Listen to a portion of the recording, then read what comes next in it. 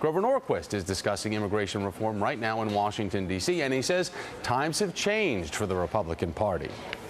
So if you're a Republican congressman or senator, who is your constituency?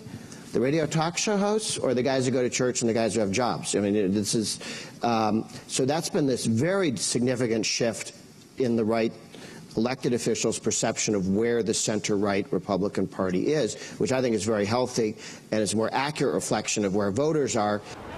Joining me now is Democratic Congressman Rahul Grijalva of Arizona. Sir, it's great to have you here, and I just want to remind everybody, we had Republican Senator Lindsey Graham, who was a part of the Immigration 8, said that when it comes to immigration reform, that the party has changed its tune, but he wouldn't be definitive about a schedule on reform. Take a listen.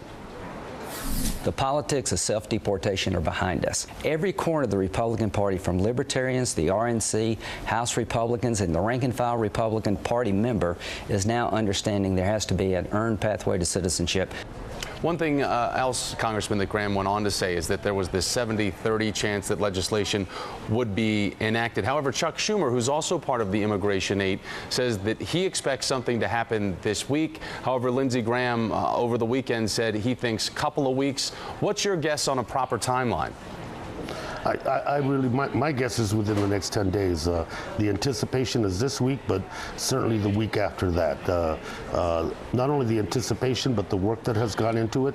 And as you mentioned, many conservative groups now and organizations and super PACs are now promoting the idea of an earned path to citizenship and coming together on a comprehensive package. And Rubio, I think, needs to move.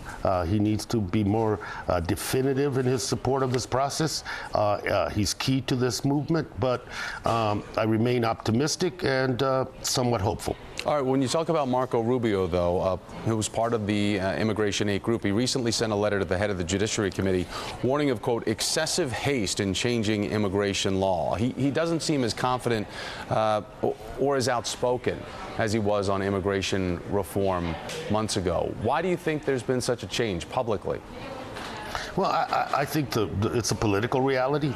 Just as the political reality of having to, for the Republican Party, is to make immigration reform something that is behind them, self-deportation behind them, the rhetoric on immigration behind them, in order to have some survival skills for future elections. I think that's one of the rationales. Same thing with Rubio, Tea Party favorite.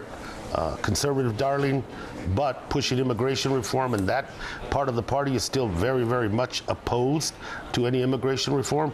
So he's trying to walk a very fine line on very thin ice. At some point, I think his role has to come out and be definitive that he is for it and he wants to move it forward. Well, especially if he does have aspirations for 2016, and I think that's what you're saying is in his political calculations of where he stands on this. One thing I do want to point out is there's this huge immigration rally scheduled for this week. Out of all the items on the president's agenda, Congressman, immigration reform, does that look like it's most likely to succeed? Because this is something certainly he ran on in 2008 and certainly ran on it again in 2012 to win the White House. I think this this issue of immigration reform is huge for the president. He's been on target on it from the beginning, and I think this is possibly of the three big initiatives that are before Congress: the budget issue, gun violence, and immigration reform. Immigration reform, to me, is easily the most doable. Congressman Rahul Grijalva, sir, thanks for making time for me. I appreciate it. Thank you.